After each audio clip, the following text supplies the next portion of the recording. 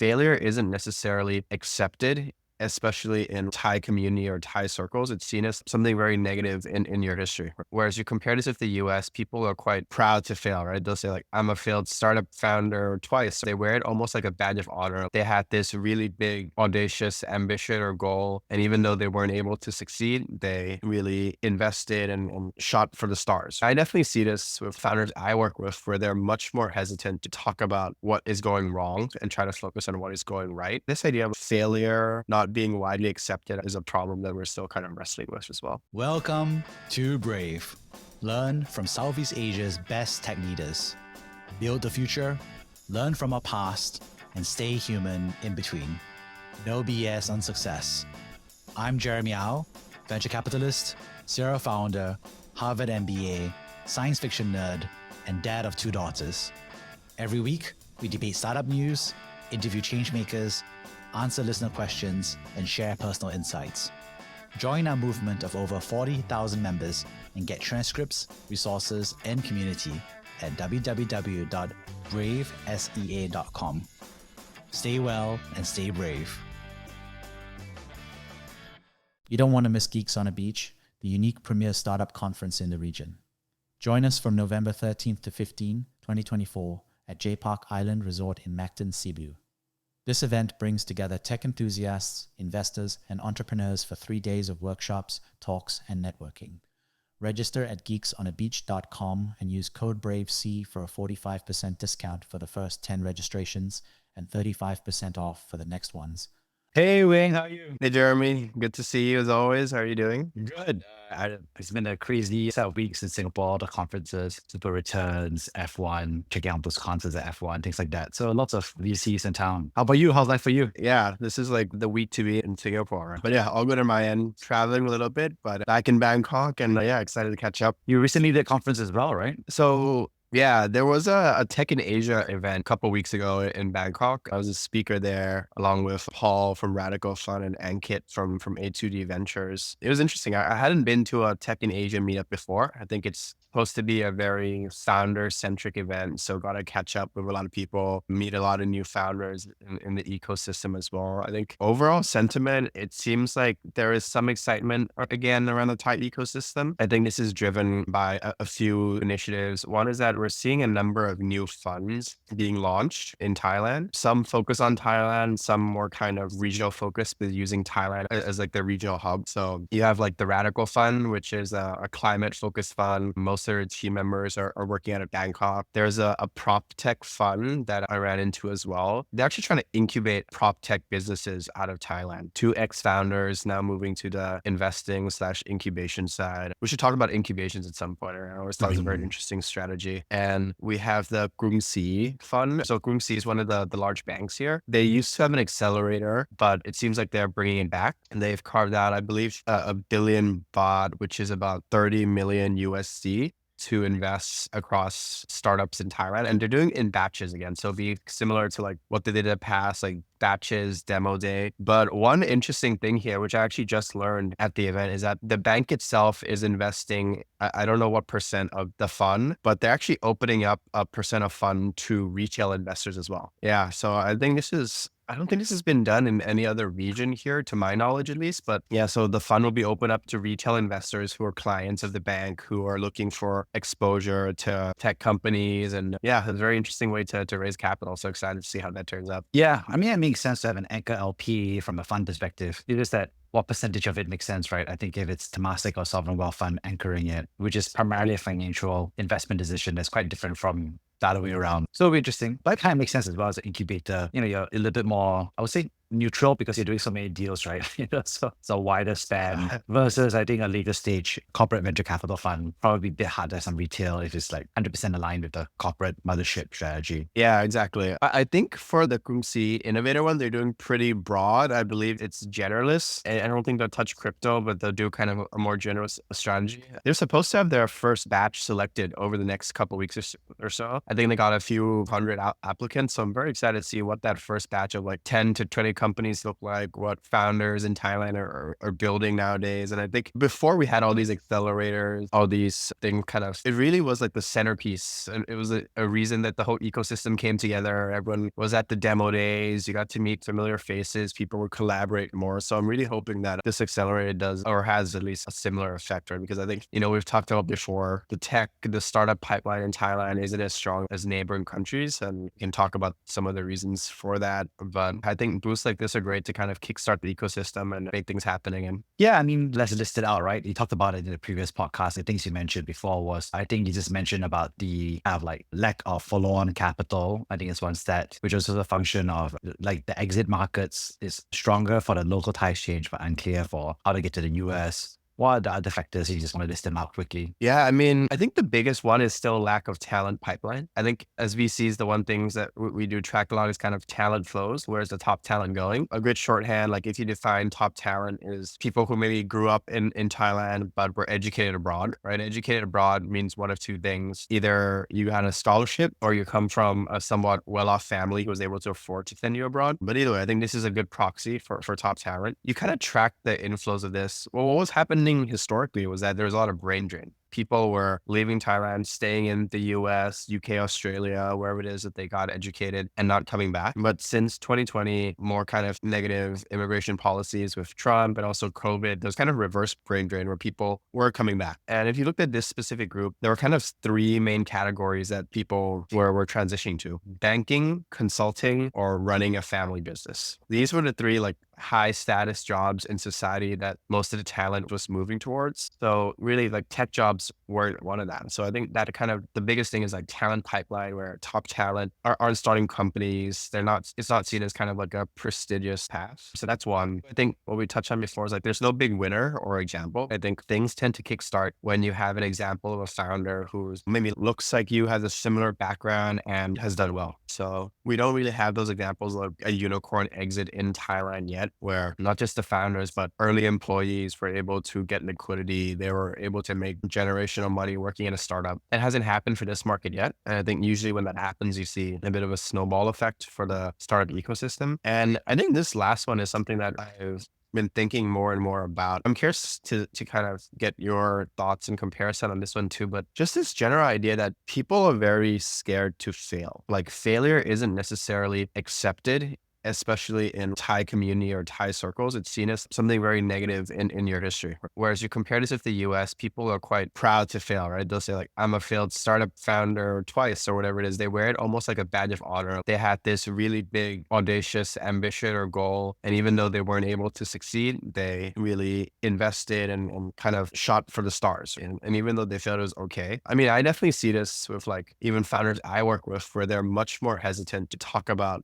what is going wrong and try to focus on what is going right. So kind of this idea of like failure not being widely accepted, I think is a problem that we're still kind of wrestling with as well. Yeah, I mean, you've listed all of these reasons. And a quick note is that when I was running a startup, a Series A startup in the US, we actually lost a Thai employee because of the Trump administration immigration policy. So there's the H-1B renewals. They normally are automatic renewal. And unfortunately, the whole administration didn't let it through. So I lost two employees. One went back to Thailand. Another one had to go through this whole exit the country, leave his wife and kid in America, and then apply to be a student again to, instead of go working and then getting that US visa to be back with his wife and kids. So what a journey, I think, for that turbulent time. Yeah, but I think the question about failure is not an easy one because everybody wants to be a winner, and if not, everybody wants to be invisible. But nobody wants to have the scarlet letter, shame of quote unquote being a failure. And I think you're right. I mean, I think even if you have a startup or company that is a failure, it doesn't mean that you're a personal failure. I think that's one thing. And also, I think people are not yet sophisticated to understand that startups is a high risk activity, right? Like if you tell me like,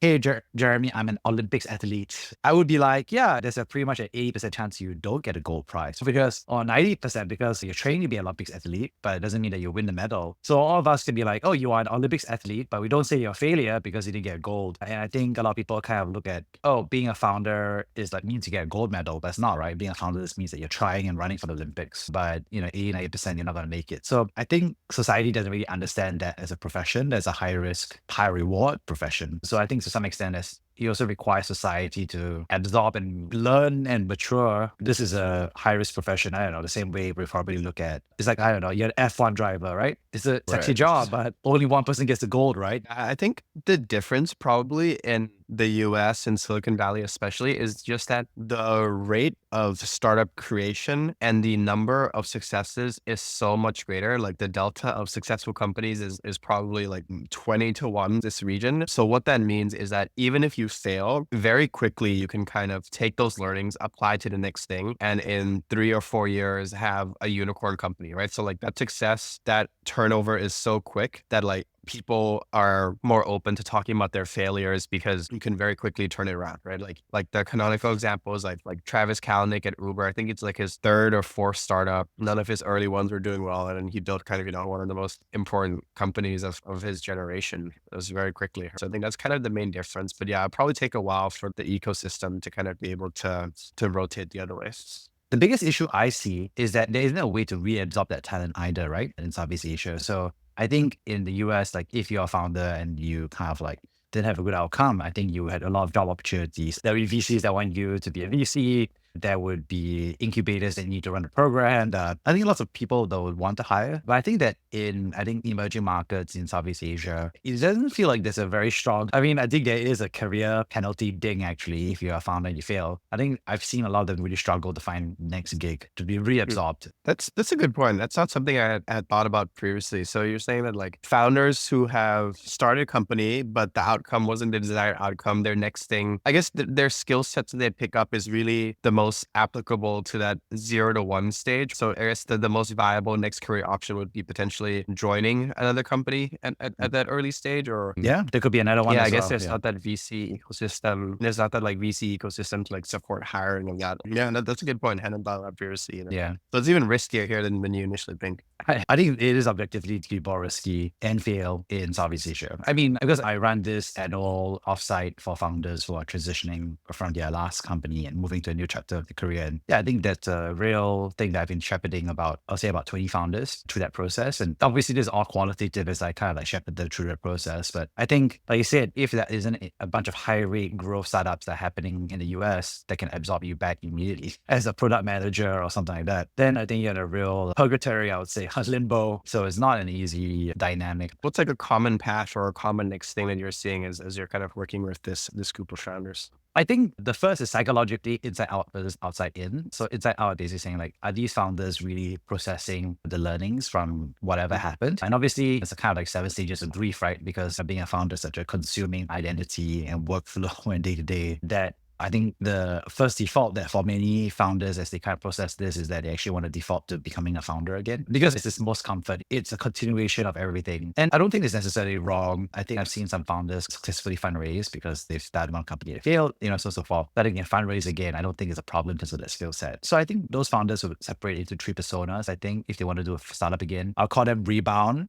revenge, and rebirth. So a rebound is quite simple. It's like, I'm primarily thinking about it. There's the founder identity. They seem to me, from my perspective, to kind of like rebound, like a rebound after a breakup into a pretty like just a startup idea. I mean, rebound into like a accelerated program like Antler, or some of those incubators just to kind of like get back into it. But they don't really have a very strong product market fit thesis. That's one. I think revenge is a bit clearer. Is like, they feel like that company failed because of killed by VC or killed by some bad mistake or killed by a co-founder. So they're just going for the same startup effectively, but going after the same customer segment or approach, but very much of a kind of revenge mindset. And then I think the third, I think it's more like a rebirth piece, which takes a bit longer, but it would be like, hey, I'm getting to a point where I have a really good sense of where my strengths are. I have a really good sense of what I'm not good at. So some people are like, hey, I'm actually really good at tech and I'm terrible at blue collar. And I was doing a blue collar startup. So it's time for me to kind of like take a step back and do something. It's a little bit more integrated in that sense. So that feels like the 3 types I see. And the rebirth founders tend to may even have taken another job in between, whether it's VC or some other startup. So I think that's the founder set.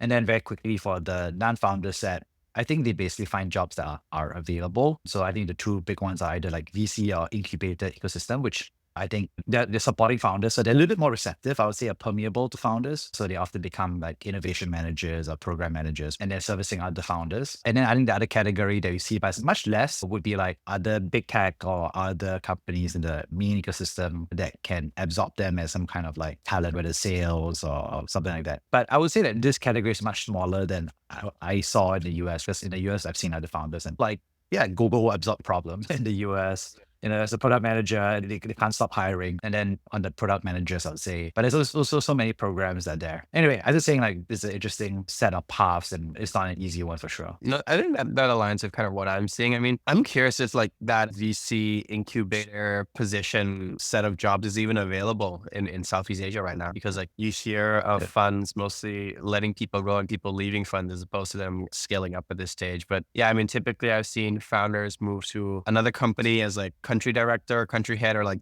own some kind of like product line or some kind of a P&L, or just advising other startups as well for a good number of time as they kind of transition. But yeah, that makes sense. No, I think you're actually spot on. Actually, some nuance there, which is that I think several years ago, there were like founders that being absorbed as entrepreneurs in residence or just apprenticeship model for VC. But I think right now, yeah, there's a VC chill in Southeast Asia. So I think the VC side is low. I think it's more like the incubate side, which is more like government funded, or the CVC oriented that still has some absorption capability. The other nuance I think that you're spot on about is that what's different versus Silicon Valley is that Silicon Valley, you don't really have country managers or that many general managers. But in Southeast Asia, there's a lot of country or city manager roles, GM roles, which is a form of product management, but I guess in a geographic area, right? And I think US companies are trying to find somebody that can launch or start a new market for them or run it. I think they kept these founders as well, so which is quite an interesting, I think, nuance that's different, I would say, from the US founder absorption ecosystem. Yeah. So I think one of the big changes that we've also seen recently in Thailand is also the change of the prime minister, right? So we were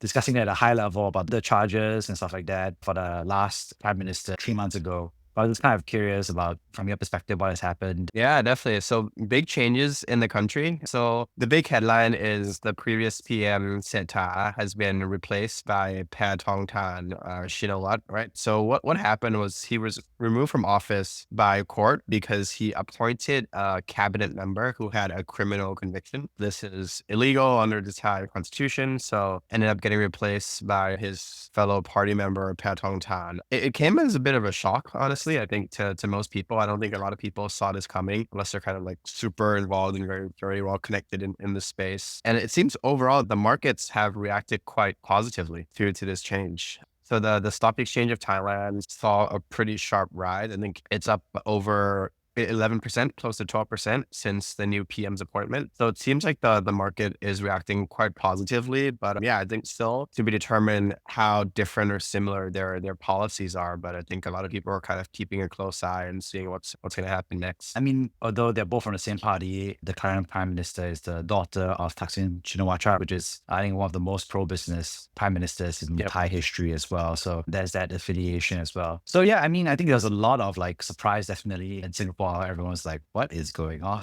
And I guess I was a little bit more clued in because of what you had been sharing with me, both kind of like over the podcast and private. And I think it was just an interesting debate, I think, like you said, about whether this was good for the market, what's going to happen. Are we going to see stability for a longer period of time or a shorter period of time, right? And also what's the impact on a lot of the legislative reforms that he had been proposing. We talked about, right? We talked about the marijuana, the casino, and the cash handouts as well. So I think it's a good time for us to discuss and say, like, between the shape of the last administration versus the current administration, which is from the same party, do you see any changes or differences versus what's going to stay the same? Yeah. So I think you're spot on. The big change is, like Seta, the previous PM, he came from a more business background, right? So I'm not sure he was a founder or he was a CEO of one of the biggest real estate development companies in Thailand. The new PM comes from long history of politics with her father and her aunt also being previous PMs of the country. So I'm sure she understands how the game works and how to play it. Like you said, I think historically her father's been quite pro-business. So I think that's one of the differences. Similarities wise, I think a lot of the initiatives and a lot of the key initiatives they talk about are quite similar. One, I think one of their big platforms is the digital wallet. So that was the program that would provide handouts of about 10,000 baht, which is about like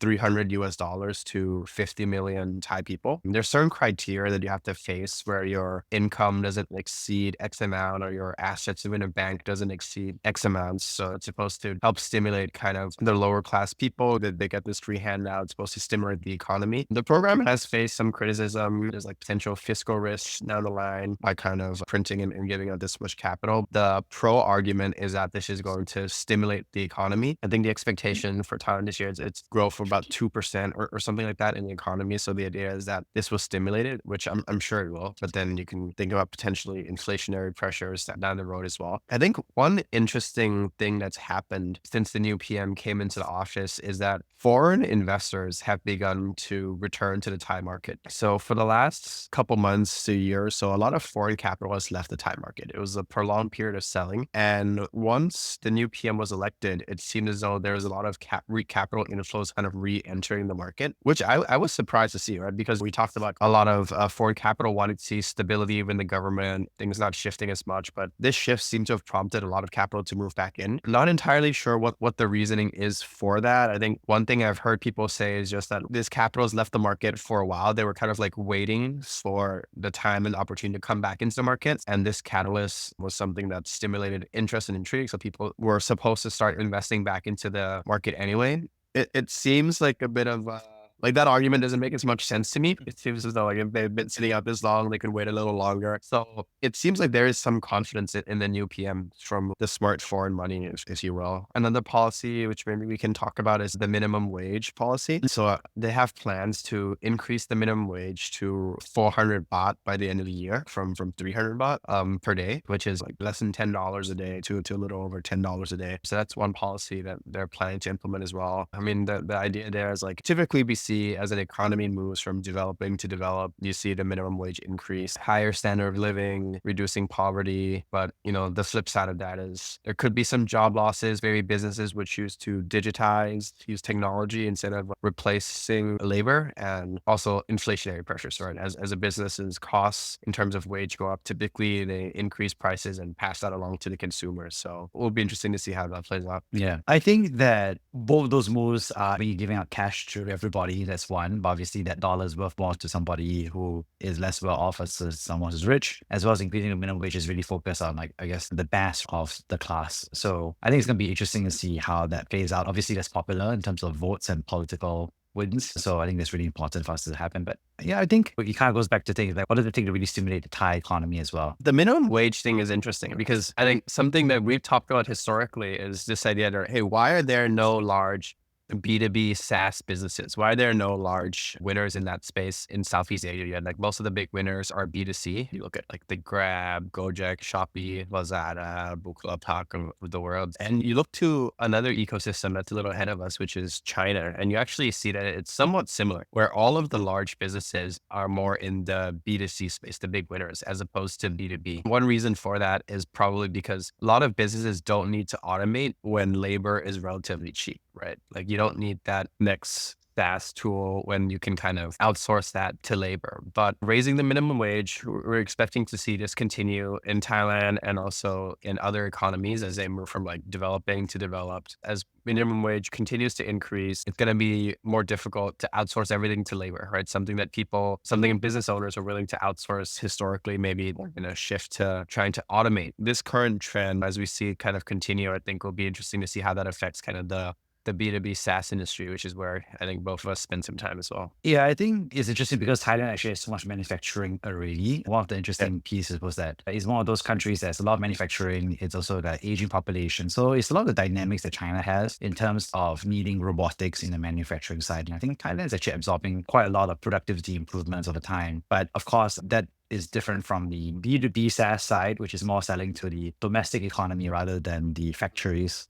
So I think it's going to be interesting to see how much automation gets going. Yeah, no, completely agree. Like, I guess you could argue, like putting on the economist hat here, like on one side, it can lead to decreased competitiveness in some sectors, right? As costs increase, maybe people move production out of Thailand to Vietnam or other neighboring countries that are strong on manufacturing but don't have as high minimum wage. And then on the other hand, you can think about how maybe it shifts the economy's focus as a whole to more skilled labor. I think that's something that we've talked about, where the talent pipeline of developers, engineers is not there. But as the minimum wage increases, you maybe become less competitive in production, manufacturing, and you have to shift the talent pipeline. And this takes a long time, right? It's not going to happen overnight, but you start shifting more to kind of skilled labor and see kind of what that does to an economy. Yeah. How's the unemployment rate? Because Indonesia is still having a relatively bit of unemployment. So I think it's a bit difficult for them to raise the minimum wage. But what's it like for your side in Thailand? Last I checked, is relatively low. I think it was like 1% or something like that in 2023. So relatively low unemployment. I think people for the most part are employed who are kind of willing and looking for jobs. So yeah, the unemployment rate has been relatively low here. I think one of the reasons for that is that there's always been high demand for lower skilled workers in Thailand. Like you look right now where Thailand is strong at, it's definitely the service industry. So you think of like tourism, hospitality, restaurants, hotels, and manufacturing, and then agriculture, right? So for the most part, it's a lot of blue collar workers, lower skilled. The labor supply is also actually quite flexible in terms of kind of like movement between jobs as well. It's not uncommon for you see someone to work kind of 2-3 jobs depending on the time of the year or even what they feel like doing. So yeah, because of the focus on low skilled workers, the unemployment rate has always been somewhat low. I think it's hovering around 1% or something near there last I checked. Yeah. So there's definitely room to have a minimum wage, so even though you might rise unemployment a little bit. Yeah, I think it makes sense. Yep. I think generally, the minimum wage kind of increases the salaries and expense of corporations, right? So the question is, are the corporations like SMEs or are they large corporates, right? So I think that's the dynamic between what makes sense versus what doesn't make sense. I guess one thing from my perspective is there's also a bunch of other legislation changes that we were discussing as well. I think it sounds like the Cannabis Bill is going to get loosened a little bit. That's what I read on the news. Any other changes like that? Yeah, the cannabis one is interesting. Obviously we legalized it a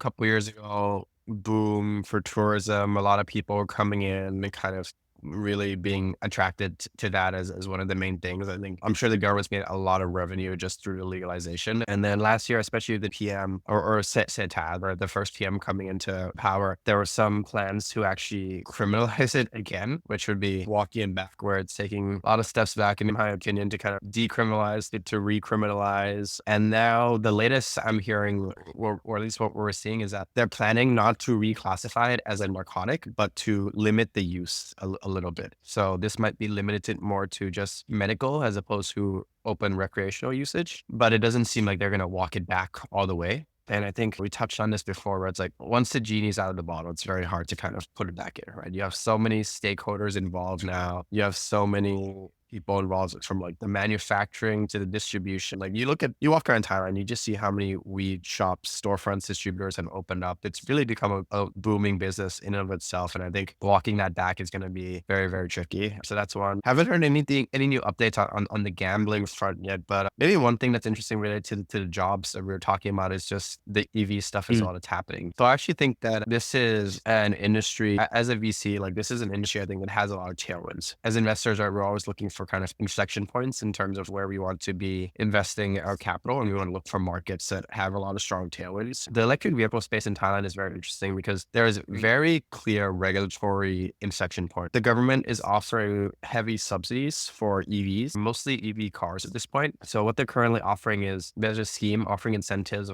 from 20,000 to 100,000 baht per vehicle. This would be subsidized by the government, and it depends on the vehicle, the battery size, and the price. But this is mostly applied to vehicles that are priced under 2 million baht in order for you to qualify. So that's about like 60,000 US dollars. So yeah, there's a lot of subsidies here right now where like the government seems to be making a real push into the EV space. And I'm wondering if Thailand is going to push ahead of like Singapore and Malaysia in terms of at least EV adoption. I think some stats like last year, close to 10% of all new car sales were EV cars. There's also a push on the production side where the government wants to target 30% of total vehicle production to be EVs by 2030. 2030. So a lot of really interesting tailwinds and inflection points. And I mean, if I was a founder, this is an area that I'd be excited to explore and think about just in terms of what's going to happen. I think we're going to see a lot of change in the near future. Like when a consumer changes from an ICE vehicle, internal combustion engine vehicle, to an EV, thinking about what's the infrastructure necessary to enable that, I think will be an interesting area to explore. Yeah, I think it makes a lot of sense. And I actually agree with you that I think that Thailand and some other countries in Southeast Asia would really be first. I think Thailand has all of the ingredients that's necessary, right? First of all, it already has the domestic population in terms of the manufacturing. And obviously, there's a lot of partnerships now with the Chinese EV manufacturers to set up factories as well. So shared expertise, Thailand isn't anti-China right now. So that's a good JV on the expertise and factory manufacturing side. Two, I think you've got a large enough domestic population that if you do a subsidy like this, it actually does stimulate the local domestic manufacturing piece. So it's kind of like left hand, right hand. I think Singapore is kind of like has a lot of oil and gas, obviously, because so much oil and gas flows through Singapore's port and so much processing is happening. But also, I think what's interesting is that Singapore has taxation on gas versus other governments in Southeast Asia. They have to subsidize gas, right? I think that's really important actually, because if you're subsidizing gas, and I think there's a lot of countries in Southeast Asia that are suffering from actually is a huge amount of subsidization, and they can't unwind that as a political benefit to the economy, because if they cut it, people are going to say that increases inflation, cost of living, etc. I think it's a very hard political benefit to unwind. But if you encourage EV vehicles, then you stop paying gas subsidy over the long term. Versus, I think in Singapore, there's a gas tax, right? Government is collecting revenues from it. So I think from my perspective, there isn't as much of an incentive to accelerate EV adoption because you're losing revenue by accelerating that, for example, in Singapore. Even though, of course, like you said, the country is so small, Singapore is EV range anxiety doesn't exist.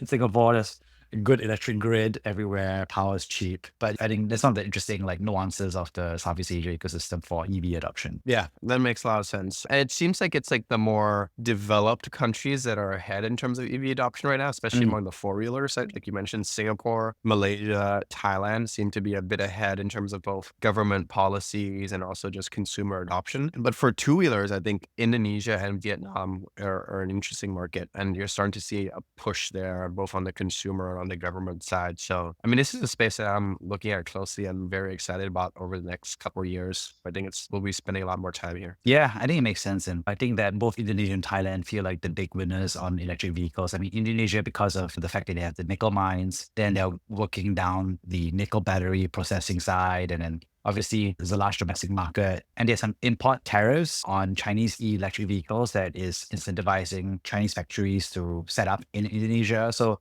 I think we're going to see an Indonesia EV industry, and I think there's some similarities with Thailand as well. So it'll be interesting to see. I think Singapore may not be the forefront of this one. So I think what I've seen in Singapore so far has been more on the software side. Startups that look trying to service the EV side. I've also seen kind of like Singaporean startups to go after the battery recycling side. So I mean, the goals are saying like, hey, regionally, all these batteries, they can be collected. Recycling them takes a lot of chemistry. It takes a lot of careful work to make sure things don't explode, but make sure that they are safely processed and kind of disassembled into basically effectively new batteries. So I think those are some of the plays that Singapore as a country is trying to have a toehold in the EV side, but it's not going to be the same as I don't think we're going to see massive electric vehicle factory assembly in Singapore anytime soon. No, that makes sense. Yeah. On that note, let's wrap things up. Thank you so much, Ring, for sharing. I'd like to summarize the 3 big takeaways. I think, first of all, thanks so much for sharing about failure and founder failure across Southeast Asia, comparing Thailand, Singapore, Southeast Asia versus the US. And I think it was just fun to discuss a little bit about some of the nuances about how founders see failure, but also how society absorbs failure versus how founder talent is recycled into the ecosystem. Secondly, thanks so much for sharing about the political change with the new Prime Minister from the Shinawatra family. So I think it's interesting to hear about some of the policy administration changes that we expect to see versus things that we expect to see stay the same. And then lastly, thanks so much for sharing about the electric vehicle as an industry and talking a little bit and getting to compare some of it across the markets. On that note, thank you so much. See you next time. Thanks, Jeremy. Always a pleasure. Thank you for listening to Brave. If you enjoyed this episode, please share the podcast with your friends and colleagues. We would also appreciate you leaving a rating or review. Head over to www.bravesea.com for member content, resources, and community. Stay well and stay brave.